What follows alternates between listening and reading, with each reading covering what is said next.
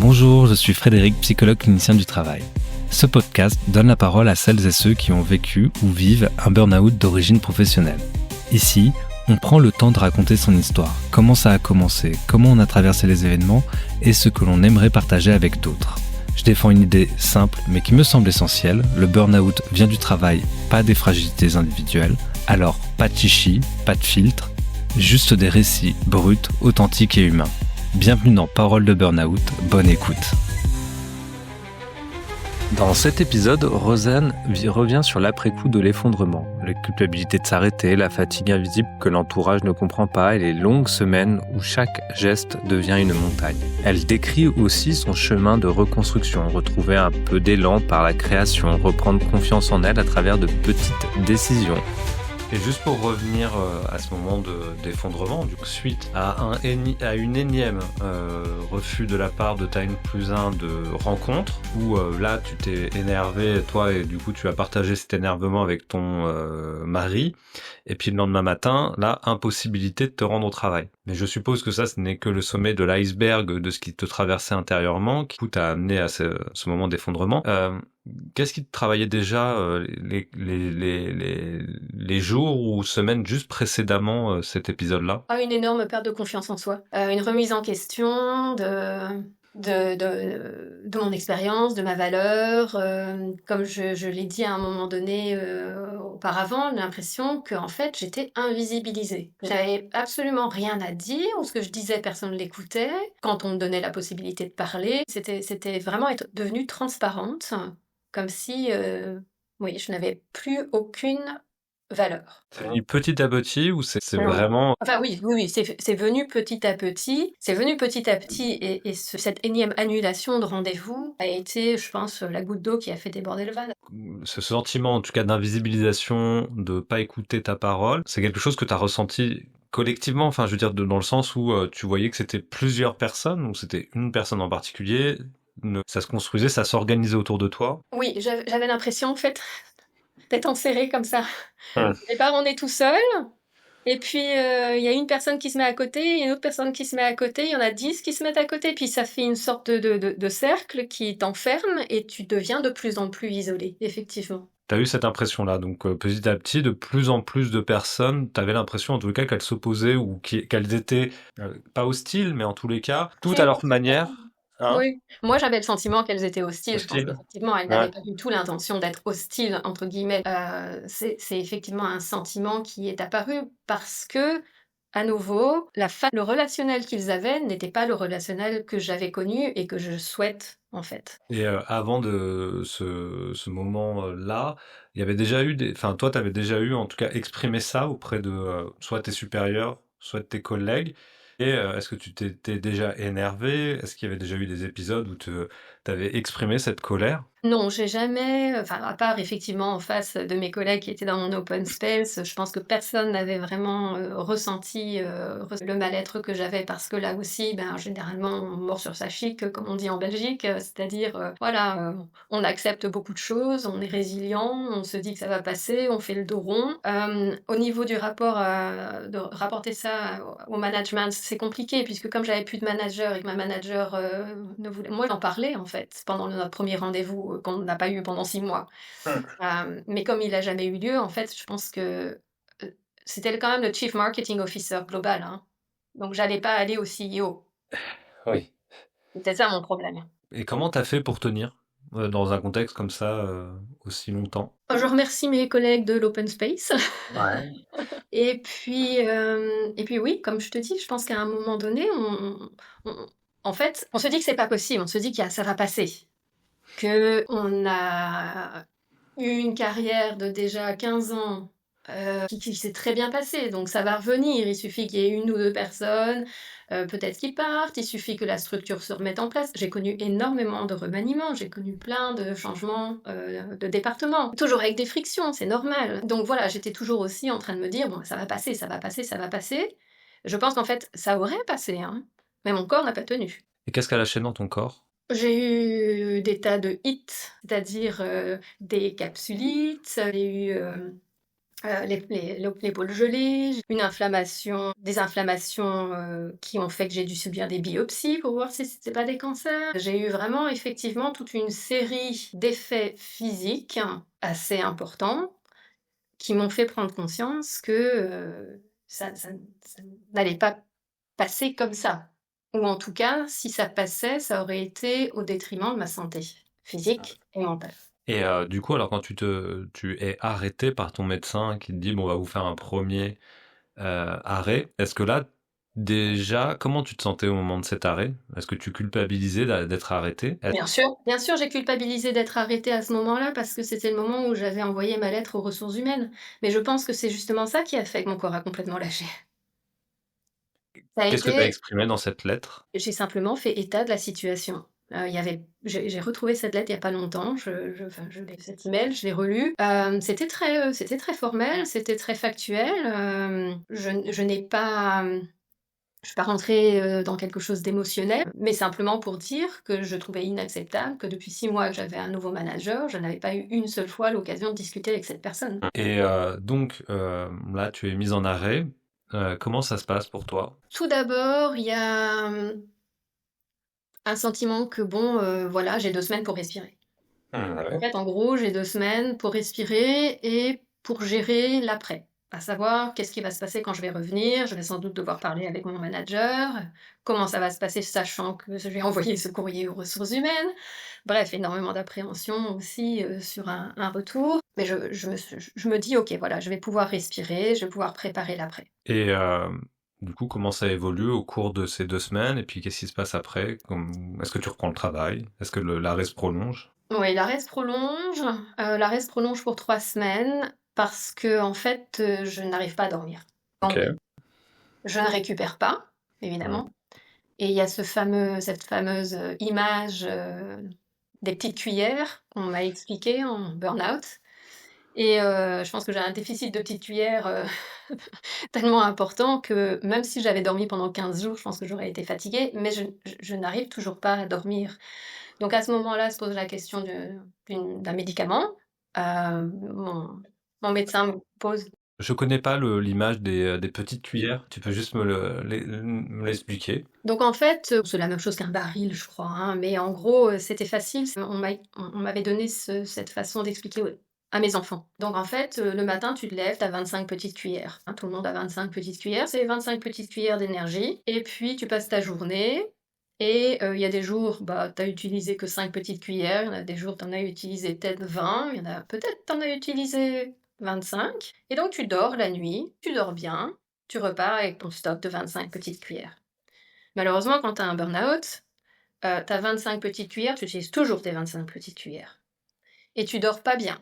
Donc le lendemain matin, tu as peut-être 20 petites cuillères et puis tu vas utiliser tes 20 petites cuillères et le lendemain matin, tu as 15 petites cuillères et il y a un moment donné, tu auras 0 petite cuillère et tu vas devoir faire un effort de 25 petites cuillères avec 0 petite cuillère et donc tu vas dans le déficit et donc ton déficit, il se creuse et voilà. Donc avec cette image, moi, j'arrivais aussi un petit peu à quantifier finalement l'effort, durant ma journée, savoir ce que ça allait me coûter de faire telle ou telle chose. Parce qu'en fait, il faut savoir qu'à un moment donné, effectivement, ça nous coûte énormément parce qu'on n'a pas refait notre plein de petites cuillères, et prendre une douche, c'est compliqué, faire un repas, c'est l'Himalaya, sortir, prendre sa voiture. Moi, j'ai pas conduit pendant 1 an, tellement j'avais pas confiance et peur d'avoir un accident.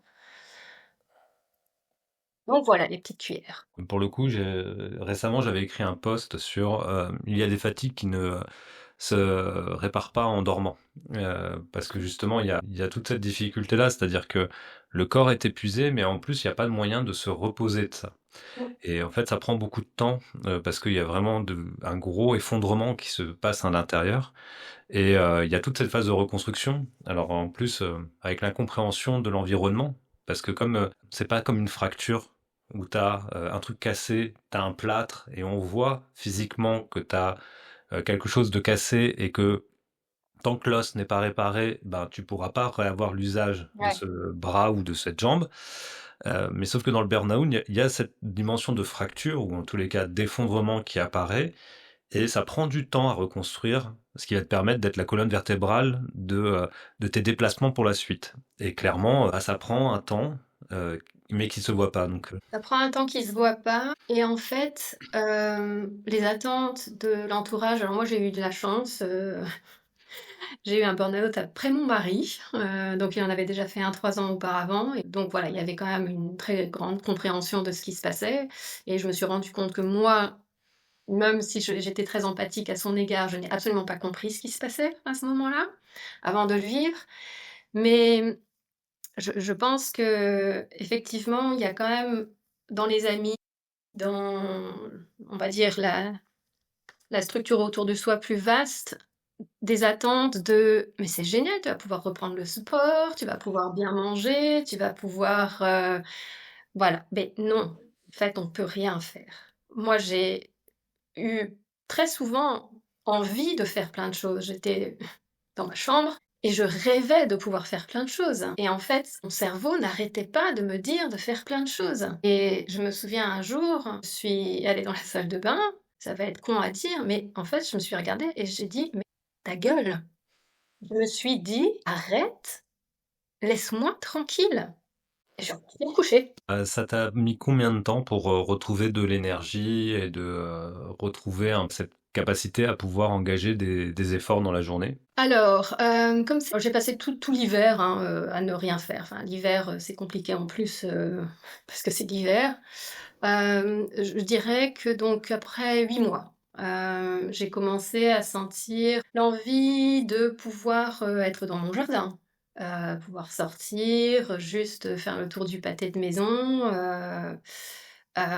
c'était très difficile. Le plus difficile pour moi, ça a été les interactions sociales. Reprendre, les interactions sociales, parce que ça me fatiguait énormément d'être avec des gens tout le temps et la qualité de l'interaction sociale était aussi importante. Tu veux dire que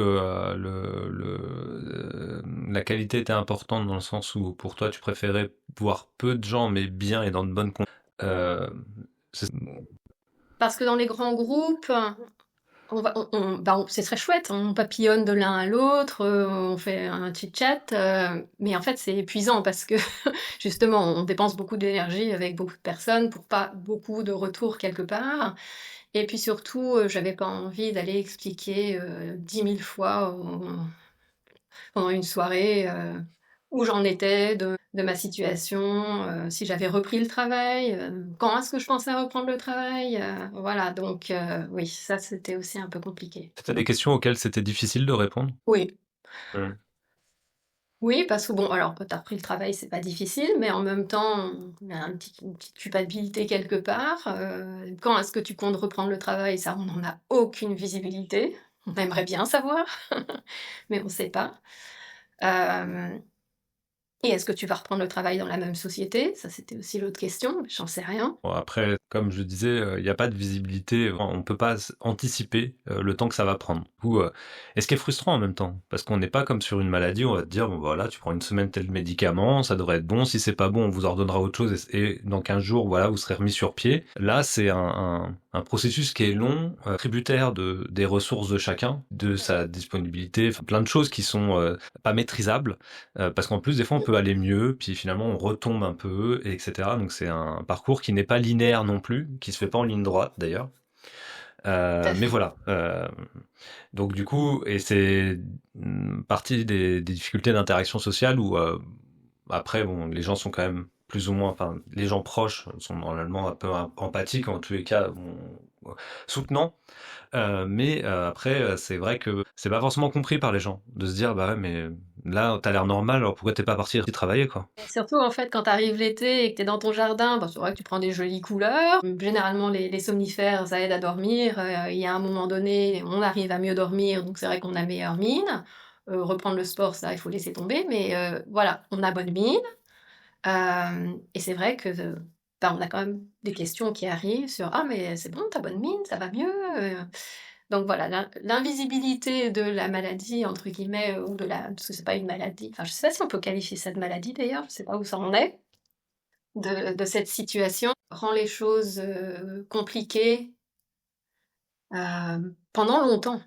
Mmh. Parce que même quand on revient au travail et qu'on est en mi-temps médical, puisque généralement on reprend rarement quand même, en plein temps, avec les collègues, c'est aussi pas simple, hein. Mmh. Et toi, qu'est-ce qui t'a aidé à te reconstruire dans toute cette phase-là? Et alors après on viendra aussi, sur l'après un peu, enfin, par exemple, est-ce que tu as encore des «séquelles» entre guillemets de cette période? Est-ce que tu as encore des difficultés de mémoire, des difficultés, des enfin, est-ce que tu es très rapidement épuisé, par exemple? Quelles sont les limites, auxquelles tu te confrontes maintenant qui étaient pas forcément celles d'avant cet épisode de burn-out? Mmh. Alors comment est-ce que je me suis reconstruite? Ben, en fait, je faisais déjà de la céramique, en tant que hobby depuis 7-8 ans parce que je pense qu'en fait, la céramike, était quelque chose qui m'apportait en dehors du travail déjà un apaisement. Et ben, évidemment, je me suis dit, «De toute façon, j'ai envie de voir personne». C'était le covid, donc je me suis mis dans la cave et je me suis enfermée en fait, dans ma grotte. Travailler avec mes mains, ça m'a aidée, mais ce qui m'a surtout aidée, c'est en fait, monter une structure, donc une petite société, hein, une très petite société même, donc je suis en Belgique, en indépendante complémentaire. Donc ça veut dire que tu peux avoir un travail salarié, tu peux avoir Mmh. un job à côté. Et en fait, au fur et à mesure, donc évidemment je n'avais qu'une envie, c'était, ne plus jamais retourner dans cette société et devenir céramiste. Bon, il faut quand même rester réaliste, raisonnable, en collaboration avec ma coach, mon mari, on a énormément discuté et cetera. Mais à un moment donné, j'ai quand même, loué un atelier, à côté de chez moi. Donc il y avait quand même, des rentrées financières qui devaient arriver puisque j'avais, ce loyer, ces charges. Et en fait, le fait de prendre des décisions par rapport à une activité professionnelle, le fait d'être en charge moi-même, de ne plus attendre la validation de qui que ce soit d'autre d'extérieur et de se rendre compte que, bah, mes décisions, elles étaient très souvent OK, même s'il y en a des mauvaises que j'ai prises, ça m'a aidée à reprendre confiance en moi. Je pense que moi, mon gros problème, c'était vraiment la perte totale de confiance, en moi, en mes capacités, en mon jugement et donc une perte aussi d'estime de soi. Ce sont des éléments, enfin, qui se retrouvent, souvent parce que quand on est, le travail, c'est pas que, rentrer de l'argent, tous les mois pour payer ses factures, c'est aussi quelque chose de plus profond, qui construit son identité et dans lequel on se construit aussi. Et là, ce dont tu parles, c'est le fait que dans ton travail que tu avais précédemment, en tous les cas, ça avait été touché et que ça en revenait à remettre en cause qui tu étais toi, en tant qu'individu, personne. Et là, il y a toute la phase de reconstruction de soi parce que ça avait été beaucoup émoussé par les attaques précédentes en tous les cas. Sur ce à quoi tu luttais pendant des mois en fait. Oui, la perte, l'absence de voix au chapitre, l'absence, d'échange, l'absence de même de responsabilisation en fait, puisque j'avais eu l'impression qu'en me retirant cette information qui était importante, on me jugeait pas suffisamment responsable, on me jugeait pas suffisamment valable pour être quelque part détentrice de cette information. Donc oui, reprendre contrôle par ces petites choses-là, ça a été, salvateur pour moi. Rencontrer des gens aussi qui faisaient partie enfin qui avaient vécu la même chose. Donc les groupes de parole ont été extrêmement importants pour moi aussi, parce que c'est le seul endroit où en fait, on se rend compte qu'on n'est pas là tout seul, qu'on n'est pas dingue. Quelquefois on se pose la question: «Mais est-ce que vraiment je suis pas en train de devenir, un peu, folle?» Est-ce que c'est pas moi le problème et du coup, qu'est-ce que j'ai fait et cetera quoi. Mais tout à l'heure tu parlais du fait que tu avais eu ton conjoint qui avait eu un burn-out, avant toi. Mmh. Et du coup, je sais pas poser la question tout de suite, mais du coup, je la pose maintenant. Ça t'a pas interrogé sur ton propre rapport au travail au moment où tu l'as vu, toi, enfin, tu l'as accompagné donc dans cette phase-là, tu l'as vu aussi traverser ça, et ça t'a pas fait retour, toi, sur la période que tu étais en train de vivre? Alors c'était un petit peu différent. Mon mari, il a eu un burn-out, vraiment un épuisement à vouloir trop en faire. Mmh. C'était en fait, lui, par contre, au niveau du management, au niveau de l'environnement de travail, enfin, il y avait pas de souci, à ce niveau-là. Donc lui, c'était vraiment, quelque part, toujours lui qui, ne s'arrêtait pas. Donc là-dessus, je me suis pas reconnue parce que, et lui non plus d'ailleurs, quand je parlais de ma situation, ne reconnaissait pas non plus, des symptômes éventuels, puisque moi c'était plus une toxicité qui s'était installée au fur et à mesure. Évidemment, je pédalais, je pédalais, je pédalais, mais lui au moins il avait des résultats quand il pédalait. Moi, j'en avais même pas. Donc non, à aucun moment, en fait, on a vu la similarité Mmh. et le risque. Parce que alors, déjà, bon, c'est vrai que les formes de burn-out et de comment on y arrive, elles sont très différentes, hein, pour plein de raisons. Toi, la tienne, par exemple, c'est bon, ce sentiment de pédaler et de parler dans le vide, de ne jamais être entendu et de Mmh. devoir sans cesse chercher de l'information pour comprendre ce qui va te concerner ou pas, ou comment pour faire ton travail. Il y en a d'autres, c'est l'épuisement parce que beaucoup de charges. En effet, il y a plein de parcours. C'est ça qui fait la difficulté aussi, hein, de reconnaissance. Et puis en plus, il y a le déni qu'on a soi-même de sa situation parce qu'on est pris et embarqué dans sa relation au travail à un moment donné et que le pas de côté, on le fait pas tout de suite. Et c'est souvent le corps qui le permet en fait. C'est parce que d'un coup le corps il craque qu'on se dit ah, il s'est passé quelque chose ou il se passe quelque chose en fait. Oui, Et c'est ce moment-là où on reprend finalement la main entre guillemets parce que ben, le corps a été ben, lui il dit stop en fait à un moment. Il est pas comment dire. Il a une limite finie dans ses compétences, dans ses ressources, dans ses capacités que l'esprit lui pas nécessairement tout de suite en tous les cas. Et donc du coup bah on se fait rattraper. Et on se fait rattraper de manière assez entre guillemets violente parce que le corps quand il lâche par contre c'est mmh, assez puissant la façon dont il peut s'effondrer. tout à fait. Et d'ailleurs, c'est pour ça qu'après la reconstruction, elle est plus ou moins longue parce que ben il faut reconstruire tout ça et puis après on peut revivre quand même d'un burn-out. Là, on va arriver pas très loin du terme de notre échange. Là, c'est le moment où je te laisse la parole. Par ailleurs, si tu avais quelque chose que tu avais envie de dire et que tu n'avais pas eu l'occasion de dire précédemment, puisque c'est moi qui t'ai posé des questions et qui t'ai guidé dans cet échange, et peut-être que tu avais quelque chose de particulier ou une envie particulière que tu aurais voulu partager avec les auditeurs et auditrices de ce podcast. Et donc là, c'est le moment où je t'ouvre et je te laisse pleinement t'exprimer sur le sujet. Voilà, ça fait encore plus peur, hein. Non, je pense que j'ai quelques collègues, amis qui sont en burn-out ou qui ont juste repris, et ce que je leur dis souvent, c'est: «Reprenez quand vous savez que vous êtes capable de dire non». C'est-à-dire que je ne sais pas comment ça se passe dans certaines sociétés ou dans différents pays, mais moi je suis rentrée, je suis revenue dans la société dans laquelle je travaillais, dans un autre département, et il y avait rien qui était mis en place pour mon retour. Tu vas rigoler, mais je suis arrivée, mon manager a mis un meeting le jour où je ne travaillais pas. Je travaillais à mi-temps thérapeutique et je suis arrivée, j'ai ouvert mon PC, j'ai vu qu'il y avait un meeting pour le jour où j'étais en mi-temps thérapeutique, que j'ai évidemment refusé. Et il y a eu 2 semaines qui s'est passé entre le prochain meeting. Donc en fait, je suis revenue dans la même situation que celle où j'étais partie, à savoir que personne ne me parlait et rien n'était mis en place. Il faut se dire que le retour, c'est quelquefois compliqué et je pense que les gens ont parfois tendance à revenir trop vite. C'est vrai qu'il y a un certain nombre de facteurs, quelquefois financiers, qui font qu'on revient plus vite au travail. Mais c'est super important de savoir que ça va être difficile et que on doit revenir quand on est capable de mettre ses limites, quand on est capable de vraiment dire non, de se prendre le moment, le temps, de la distance et de savoir justement, comme tu disais, à un moment, tu avais posé une question: «Qu'est-ce que maintenant je suis capable de faire?» Ça, c'est la première chose et pour moi, c'est la plus importante et y retourner vraiment en sachant où on retourne et savoir prendre soin de soi. Moi, la raison pour laquelle, j'ai jamais après repris à temps plein, c'est que je savais très bien que j'étais pas capable de travailler 5 jours par semaine. Mon corps physiquement ne me permettait pas de travailler 5 jours par semaine et même à un moment donné, j'étais à 3 jours par semaine. Et c'est OK, c'est pas parce qu'on travaille quelquefois 3 ou 4 jours par semaine qu'on fait un moins bon travail que quand on travaille 5 jours par semaine. Parce qu'il y a quand même certains automatismes qui reviennent et on a tendance à être super performant. Donc il faut aussi prendre ça en compte. Maintenant, je crois que moi j'ai envie de dire aux gens, alors qui sont éventuellement dans ma situation, c'est-à-dire qui ont une perte de confiance, une perte d'estime de soi, qui ne savent plus si oui ou non ils arrivent à communiquer avec les gens, parce que c'était l'autre chose, c'est que moi j'avais l'impression qu'en fait je disais A, ils entendaient B, enfin vraiment on était sur 2 planètes différentes. J'ai envie de leur dire que ça arrive et ça arrivera toujours. On a toujours des moments où on est incapable de communiquer avec une personne, mais ça ne remet pas en cause qui on est. C'est important d'arriver à vraiment être connecté à soi.